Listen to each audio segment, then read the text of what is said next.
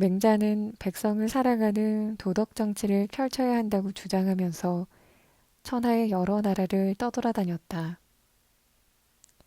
위나라 해왕은 진나라의 압박을 견디지 못해 도읍을 대량으로 옮기고 양나라라고 불렸다. 바로 이 무렵에 맹자가 양나라로 찾아가 해왕을 만났다. 해왕은 맹자를 보자마자 하소연하듯 말했다.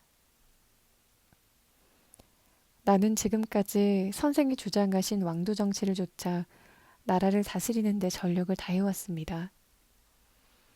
하지만 그렇게 강한 나라가 되지 못했습니다. 맹자가 해왕에게 물었다. 그렇습니까? 지금까지 어떤 일을 하셨습니까? 나는 한 해의 흉년이 들면 그 지방 백성들을 하동으로 옮기고 하동에 남아있는 곡식을 하내로 옮겨 보충했습니다. 하동에 흉년이 들었을 때도 마찬가지로 했지요. 그런데 이웃나라 왕은 나처럼 신경을 많이 쓰는 것 같지도 않은데 인구가 줄지 않았고 우리 양나라의 인구 역시 더 늘지 않고 그대로입니다. 결국 선생의 왕도 정치가 도움된 것이 하나도 없는 셈이니 이게 도대체 어찌된 영문입니까? 그 당시만 해도 인구의 많고 적음에 따라 국력이 좌우되었다. 그래서 각 나라는 어떻게든 인구를 늘리려고 애썼는데 출생에 의한 자연 증가는 너무 많은 시간이 필요했기 때문에 이웃나라의 인구를 흡수하는 정책을 많이 썼다. 그것은 자기 나라의 인구가 불어나는 반면 이웃나라의 인구는 감소한다는 일거양득의 효과를 누릴 수 있었기 때문이다. 해왕은 그런 관점에서 맹자에게 말한 것이다. 해왕의 물음에 맹자는 이렇게 대답했다. 폐하께서 전쟁을 좋아하시니 전쟁 이야기를 예로 들어보겠습니다. 전쟁 중에 적군의 기세가 무서워 무기를 팽개치고 도망친 병사가 있다고 해보죠.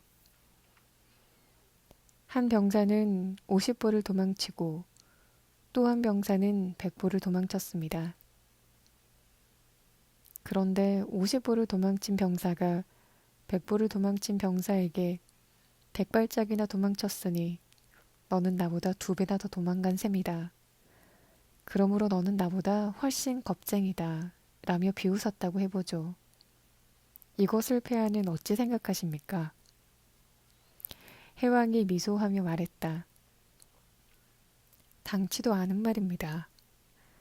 50보를 도망친 자나 100보를 도망친 자나 전쟁 중에 도망친 건 마찬가지 아닙니까? 맹자가 다시 말했다. 그러한 이치를 아신다면 왜 양나라가 강해지지 못했는지 답이 나온 것 아닙니까?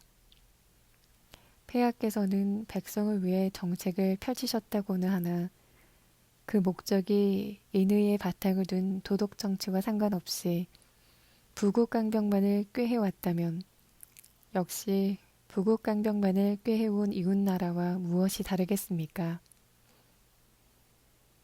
맹자의 말에 해왕은 말을 잇지 못했다. 오직 부국강병만을 꾀하려고 정책을 펼쳐왔으나 마치 자신이 진정으로 백성을 사랑하는 것처럼 자랑을 내려놓았던 것이 부끄러웠기 때문이다. 50보 100보라는 말은 바로 여기서 유래가 되었다.